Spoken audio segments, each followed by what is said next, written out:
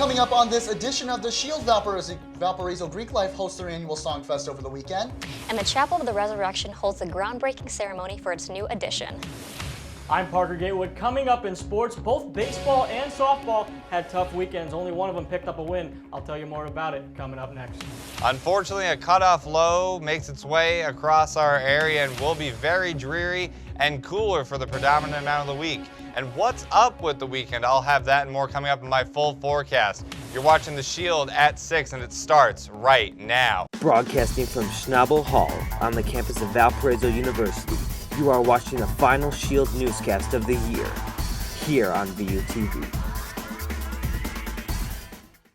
Thank you everyone for joining us on this final edition of The Shield for the 2013-2014 school year. I'm Ricky Cody. And I'm Caiti Blase. Ricky, I don't know about you, but this school year has just flown by. It's gone by way too fast. It has been a very crazy, intense year amongst the many the 4 years you spent here, one of the busiest, but also one of the most rewarding in the past 3 years as well. So I'm excited to see what happens next year. It's very special. It's special. It's just special on campus. I love this time of the year, just the idea of spring and new life. It's awesome. Absolutely. Well, starting off with our top story, the newest addition to the campus of Valparaiso University broke ground over the weekend. The Chapel of the Resurrection will be receiving an 11,000 square foot addition thanks to some very generous alumni. Shield News correspondent Amy Vanderheyden has more. Mission and ministry. That is what this center is about. The groundbreaking ceremony for the addition onto the Chapel of the Resurrection is just the latest change to the face of Valpo over the past few years. This past weekend, President Heckler welcomed faculty, alumni, students, and community members to what was a very powerful ceremony honoring the groundbreaking. President Heckler spoke about just how important the chapel is to Valpo. The chapel is where we gather to reflect, to search ourselves, to find renewal, to remember that new light, God's light, is forever streaming around us, that we are part of a brightly burning, enduring legacy of passionate scholars who have found light in this place and have shared it boldly throughout the world. It is an incredibly exciting day. It's been 3 years in the planning, and we are so grateful for the gift of the Helgies and for so many people who turned out today to recognize that, wow, this is really a great continuation of the chapel's ministry and a good beginning to this new addition. None of this, however, would have been possible without the generous donation of alumni Reverend Mark and Kathy Helgi. The 11,000 square foot addition marked out on the grass showed just how massive this project will be and how meaningful it is to campus. I think that what it's going to do for us is it's going to increase the efficiency of our planning for ministry. It's going to increase our ability to provide hospitality in a meaningful way to the campus. And I think that that's going to create an outreach potential for the student staff especially that's going to enhance our ability to attract people to a life of worship at the chapel. As Pastor Jim pointed out, the new space will offer more worship areas, a kitchen, and a place for students to hang out and relax. Construction is set to begin following the commencement ceremony next month, and construction will take about a year until completion. For The Shield on VUTV, I'm Amy Vanderheyden. Today's hip-hop and rap were the biggest hits at Sunday's Songfest in the Ark. Shield News correspondent Brendan Johnson has more on the Greek Life's recent event.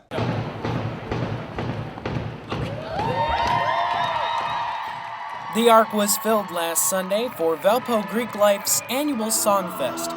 From today's hits to favorites of the 1960s, fraternities and sororities danced to their own playlist and routine.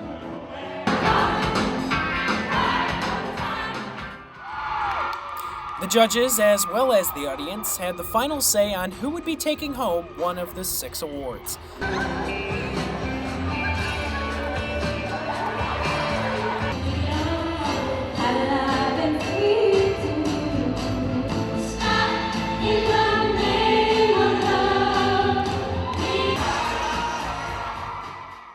Among the award winners were Pi Beta Phi with Best Choreography, Gamma Phi Beta winning the Women's Division, Phi Kappa Psi taking the Men's Division, and Sigma Phi Epsilon being the crowd favorite.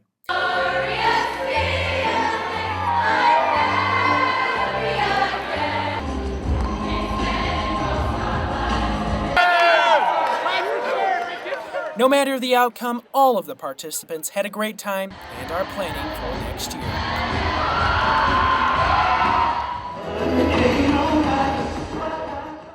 For The Shield, I'm Brendan Johnson.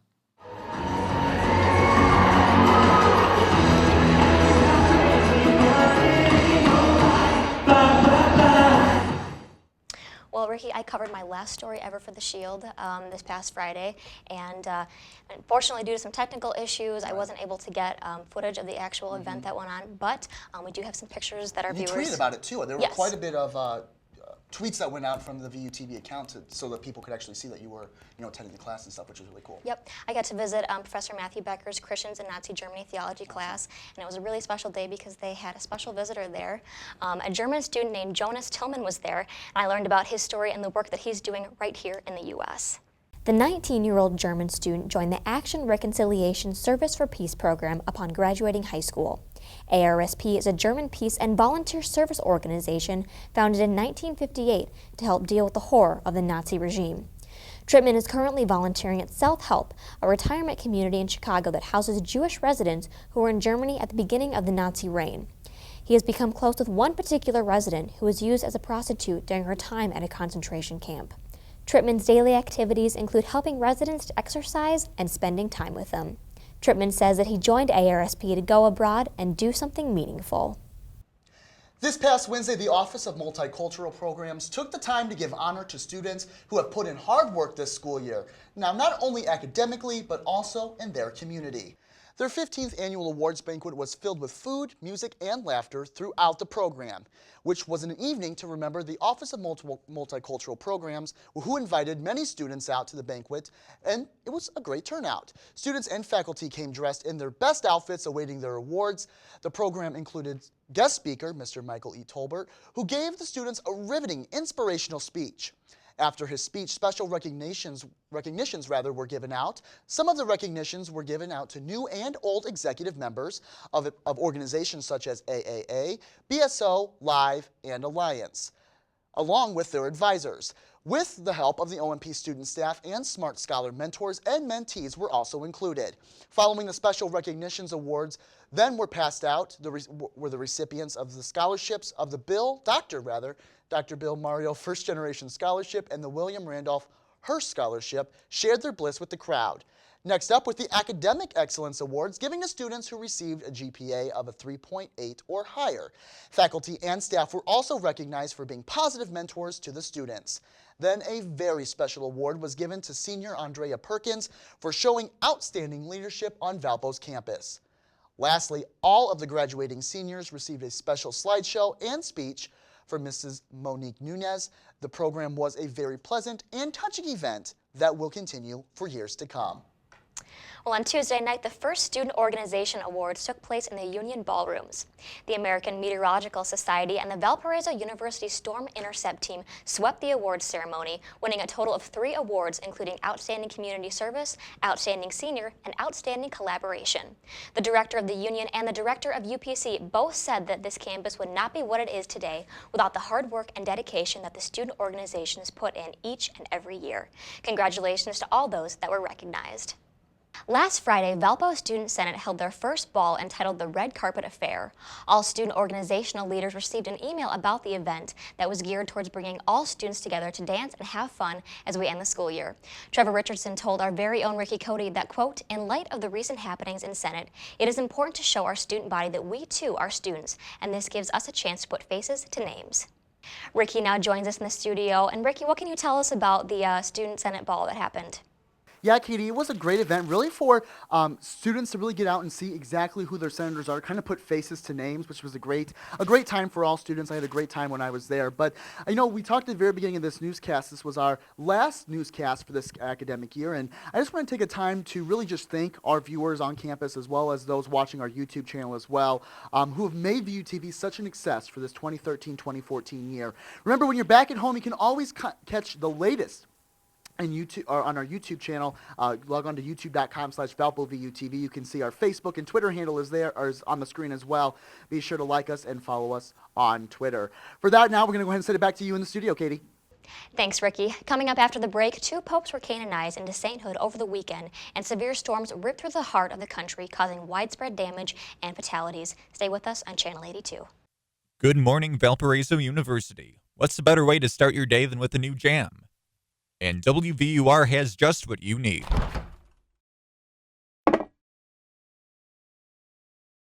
But if you close your eyes, does it almost feel like nothing changed at all? And if you close your eyes, does it...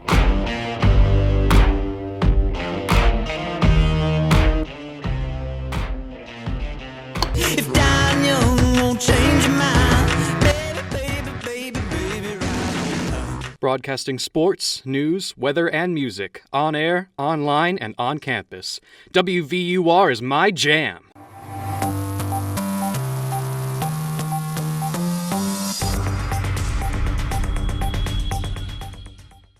Welcome back to The Shield, a rare and historic event for the Catholic Church. Two former pontiffs, John the 23rd and John Paul II, were both canonized before hundreds of thousands in St. Peter's Square this past Sunday. CNN's Ben Wienman was there for the celebration. They came early and in the hundreds of thousands, some from far, far away, to witness the canonization of two giants of the Catholic Church, Pope John the 23rd, who oversaw the reforms begun at the Second Vatican Council, who made huge strides to close the gap between Jews and Catholics, and Pope John Paul II, the globe-trotting Polish pontiff credited with helping bring down communism in Europe. Unlike John, who died 51 years ago, many here still have vivid memories of John Paul. He's just everything we always wanted, you know, he's always smiling, even when he was in pain. Just like, you know, I'm sorry, I'm just overwhelmed. He was a strong voice against communism, so I think without his help and his support, we wouldn't be able to fight back. Sunday was a day for contemplation, the mood more somber than celebratory, with some lost in deep prayer. This is indeed a unique moment in the history of the Catholic Church. It's the first ever double canonization, and it's the first time canonization has been overseen by two living popes, Pope Francis and Pope Emeritus Benedict XVI.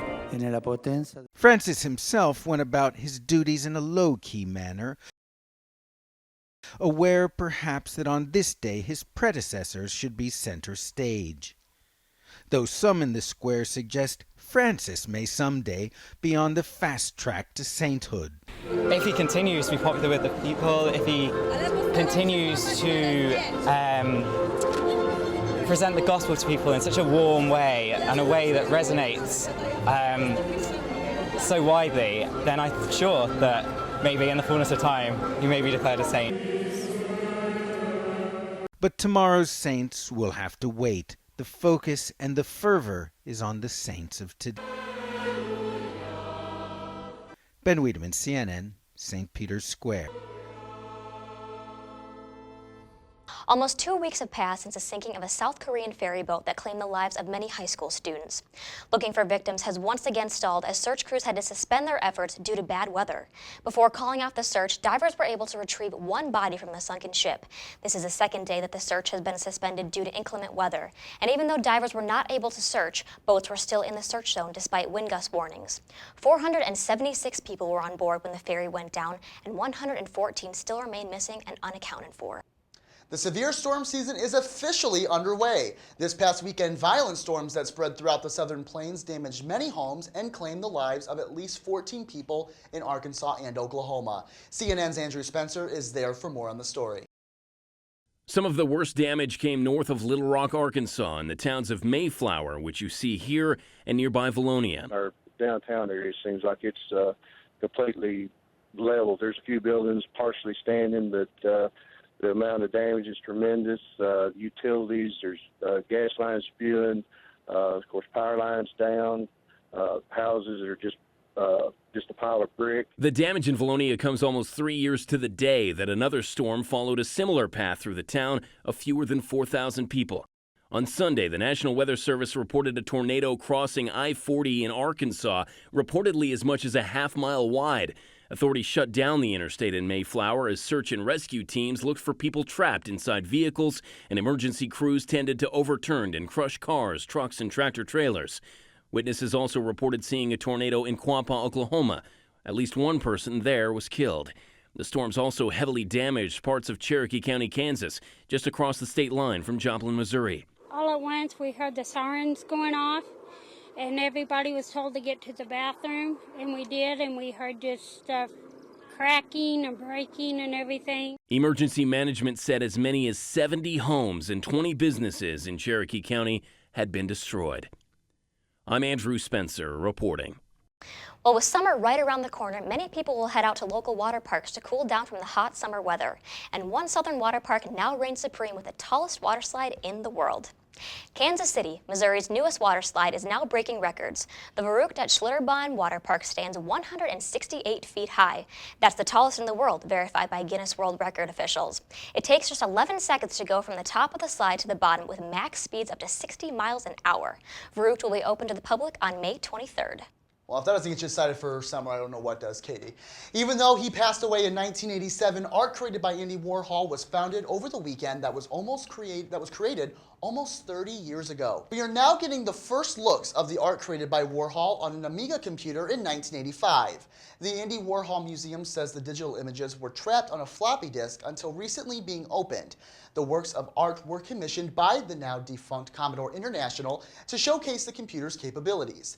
The images may have been lost forever had it not been for an artist who saw a YouTube clip of Warhol promoting the Amiga's release in 1985. The images have now been backed up so that they are safe even if the floppy disk were to fail. Well, as graduation approaches, more high school students than ever before will be walking across the stage to receive their diplomas. That's according to the National Center for Education Statistics. The U.S. high school graduation rate is higher than it has ever been, with an 80% graduation rate. School accountability and increased school performance is believed to be the reason for the increase in graduation rates. According to the National Center for Education Statistics, if this trend continues, it could hit 90% by 2020. Well, after the break, Dave Caufield is back with your full Valpo weather forecast, and Parker Gatewood brings you the latest in Crusader athletics. On a campus plagued with terrible weather, Valpo students suffer from boredom with no motivation to leave their room. They begin to search for free movies and stumble upon Valpo's new free movie streaming website, where you get unlimited free access to recent movies like Despicable Me 2 and Jobs at the tips of your fingers. So if you're feeling bored, then don't wait. Grab some friends, find a seat, and enjoy a movie on movies.valpo.edu.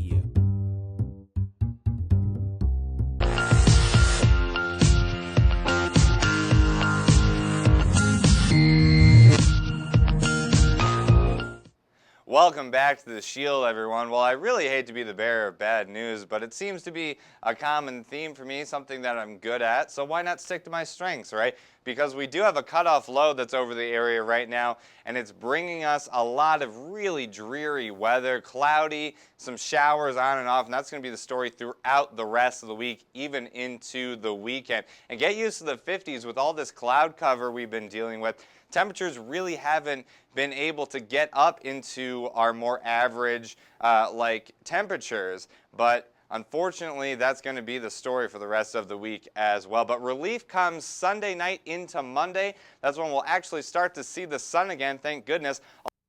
Coming up in my 5-day forecast. And for Thursday 6 a.m. we'll get down to 39 degrees. We could peak into the up. I think we'll actually stay more in the low 40s for a lot of 52 degrees Thursday at 6 a.m. You can see this cold front actually really start to show itself. 74 in Charlotte, and 54 in Cincinnati. And you can really see all the maps start to turn blue. 43 degrees for a low on Friday for Valparaiso. And you can also see all these temperatures in the mid to upper 50s, except for good old Valparaiso. We're RPM picking up 48 degrees. I think we'll get a little bit above that on Friday, but still chillier than normal temperatures and clouds everywhere, unfortunately. 43 degrees tonight. A chance of showers. That's going to be the story for the rest of the week. Winds out of the west-southwest at 10 to 15 miles per hour. Much more of the same tomorrow, 52 degrees and showers. Winds shift slightly out of the southwest at 10 to 15 miles per hour. And for our 5-day forecast, it looks like I duplicated pretty much every day. For the next 4 days, including Thursday, really just rain, rain, rain. That's going to be the main story. And it won't be constant rain. It will be showers here and there. But still, if you're trying to do something outside, it really makes things difficult to plan. If you want to go somewhere the last weekend before finals, unfortunately, it looks like it's going to be very, very dreary outside and cold. But I do have some good news. Going into finals week, we do have some nice weather coming up on Monday. So that's when the sun comes out again. That'll be nice for people to get out, relax a little bit amongst all the studying that they have to do. Yes, right before reading day. That's terrible. It used to be, when I want to be like in a conducive environment for studying, I want it to be like nasty outside, so that way I don't feel like I want to go out. Now, Right, I'm right. going to be studying for finals, and Right. it's nice. And It's the worst timing, and it's all because of me. Well, and, you know what? If there's Thanks, ever a Dave. person we can blame here at UTV, it would be Exactly. I welcome it. I'm a glutton for punishment, so thank you, everyone. Awesome. Thank you so much, Dave. Rough weather, as he talked about, hit parts of the Midwest into Sunday and into Monday. There were many reports of tornadoes and fatalities with, well, and it makes sense, with spring finally getting a little bit closer to us and with the weather getting warmer. Tornadoes are a common occurrence. Storm Shield meteorologist Lauren Hilco has some of the things to keep in mind as we head into the prime months for tornado season. Spring has finally bloomed in Valparaiso, and with spring comes the risk for severe weather, including hail, high winds, and the possibility for tornadoes. According to the National Weather Service, 109 tornadoes have occurred in the U.S. this year alone. The average every year is over 1,000, meaning there is more in store for 2014. According to Ready.gov, tornado season peaks in late spring, early summer. They can occur at any time of the day, but the common time for tornadoes to occur is between 3 p.m. and 9 p.m. Tornadoes have occurred in all 50 states, so no one area is safe. One of the most dangerous things about tornadoes is they can strike quickly anytime without any warning. So here are some facts to keep in mind when tornadoes strike. First, make sure and take watches and warnings seriously. Remember, a watch means conditions are favorable, and a warning means a tornado has been spotted. When a warning is issued, seek shelter immediately in your basement or the lowest level of your home. If you do not have a basement, seek shelter in an interior closet or bathroom on the lowest level of your house. You want to keep as many walls as you can between you and the tornado. Take blankets and pillows to help keep you safe from flying and falling debris. If you are outside in your car, do not try to outrun the tornado. The safest thing to do is to pull your car over and lie flat in a ditch. Do not seek shelter under an overpass. With spring blooming, so are the storms. So keep these tips in mind and keep an eye on the sky. Reporting for The Shield, I'm meteorologist Lauren Hilco. And after the break, Parker Gatewood joins us in the studio for your latest in Crusader Athletics. Stay tuned.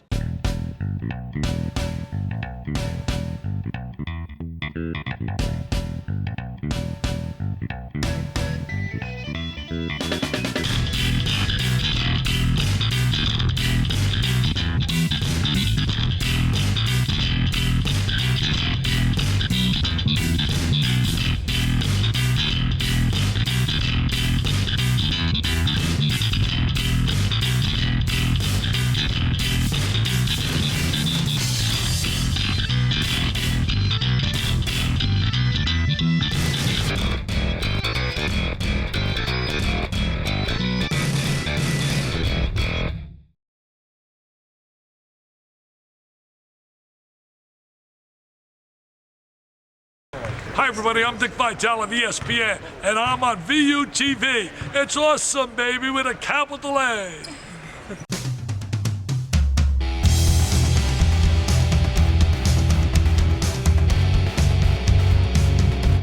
Well, joining us now in studio is Parker Gatewood with a look at sports. Parker, what is going on in the world of Valpo athletics right now? Well, Katie, I'll tell you. Based on the recent success the Crusaders have had on the diamond, it seemed as though they might have finally found their groove this season.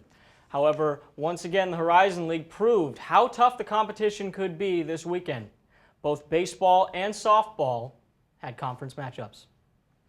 Let's start with softball, who played Wright State this past weekend. Taylor Weisenhofer would be in the circle for the Crusaders and would be opposed by Wright State's Christian DeWitt. The game would lack offense, but the Crusaders would strike first in the 6th and take a 2-0 lead into the 7th. Both teams would score 2 runs in that 7th inning, which would give the Crusaders the win in Game 1 by the score of 4-2. Game 2 would not go quite as smoothly for the Crusaders. Sierra Pico was pitching, and the Raiders hopped on right from the get-go. Wright State scored in all of the 5 innings played. The Crusaders would be mercy ruled as they fell to the Raiders by the final score 11-3. The rubber match would be deja vu, as once again we would see Weisenhofer and DeWitt in the circle. It was a hard-fought battle, and Weisenhofer pitched well, but the offense could not get going for Valpo. Wright State would tally 2 runs in the 2nd inning and also add 1 in the 4th, and those would be the only runs scored in the game. The Crusaders would fall yet again, losing the series as well, with the game's final being 3-0 in favor of the Raiders. It is going to be a busy week for the Crusaders. They will have a 2-game series against UIC as well as Indiana, and then they will finish off the week with a 3-game series against Green Bay. Over to baseball, where the Crusaders would take on the Horizon League's best hitting team, the UIC Flames. Things got off to a rocky start when UIC put up 7 runs in the 4th inning to add to the 2 they previously scored in the 3rd. The Flames would not look back from there, as they would defeat the Crusaders 10-1 in Game 1. Cole Webb came into the game with a 5-2 record and looking sharp, but allowed 9 early runs that the Crusader bats could not match. Game 2 would also be in favor of the Flames. While Dalton Lundeen had a strong outing, once again, the Crusader offense only provided a single run. Lundeen went 7 innings strong, only giving up 2 runs, but after he was pulled from the game, the bullpen would give up 3 more, and the Crusaders would fall to UIC 5-1. And in Game 3, the Crusaders were trying to avoid the dreaded 3-game sweep at home. Things were looking good at first, with Valpo's Ellis Foreman on the mound and a 2-1 lead going into the 5th. But once again, the Crusaders were victim of the big inning, and the Flames scored 3 runs in the 5th and went on to win the game 6-3. The baseball team is also going to have a very busy week. They play Western Michigan and Chicago State on Tuesday and Wednesday, respectively, and will finish the week with a 3-game series against Oakland. To stay updated on everything in the Valparaiso sporting world, remember to go to valpoathletics.com for scores, stats, news, and more. And for the last time this year, I'm Parker Gatewood. Ricky, back to you. Thank you so much, Parker. As always, we're going to take a quick commercial break. Dave is next. Interested in the television industry?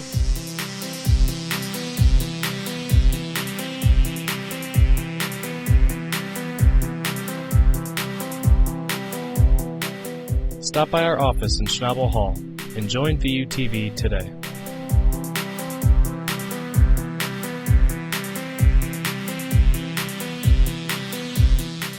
And joining us for our last look of weather, meteorologist Dave Caufield joins us in the studio. David. Hey everyone. Well, unfortunately, my last forecast as a student here at Valpo is a very dreary one. So, unfortunately, we're going to see rain and showers predominantly throughout the rest of the week, and temperature is slowly increasing. We'll get into the upper 50s by the end of the weekend, and we'll be creeping in on 60 by Monday.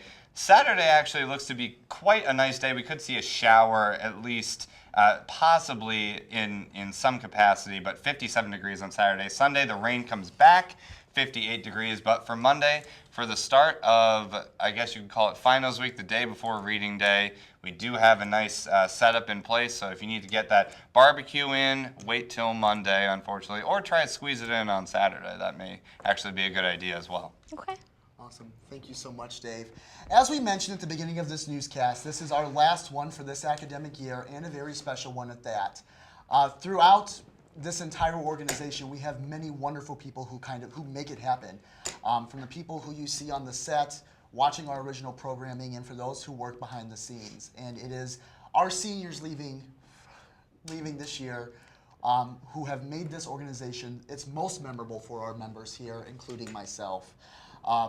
She has been on the camera, on and off. She has been leading Valparaiso University Television for this entire academic year, Katie, it has been an absolute pleasure to sit on this desk with you as many times as we have. You know, the fact of the matter is that you need someone who's going to be able to lead VUTV in a direction of growth and of happiness, and just trying to really just showcasing what we're able to do, and running with this idea that it's our campus and it's your story. It's your campus and it's your story. And I have the privilege and the honor to take over as executive director for next year, and I know that the things that you've already shared with me in these past 3 years, as well as the stuff that I've learned this year, have been overall phenomenal. And Katie is just a mere part of that. There are people who you don't see who make VUTV happen. Nathan Albert, who was our productions director this year, was phenomenal in putting together spots for our campus organizations. He was phenomenal at putting together the Jam commercial that you saw for WVUR, a phenomenal man who has a huge career ahead of him, and it all started here with VUTV. There's another special lady who is leaving us, and it's unfortunate because she really kind of kept things in line around here, and that was Katia, who was our programming director for this academic year. Just a bright and inspirational woman who has literally everything she could possibly need moving forward in her career. We wish them the most success and the best of luck for those who are staying back. Not to mention our meteorologist, our storm shield meteorologists, who have played a tremendous role in giving accurate Valpo weather forecasts. They have worked so incredibly hard making sure that weather updates are done every day so that you know going out to your first class how to dress and how to prepare for your day.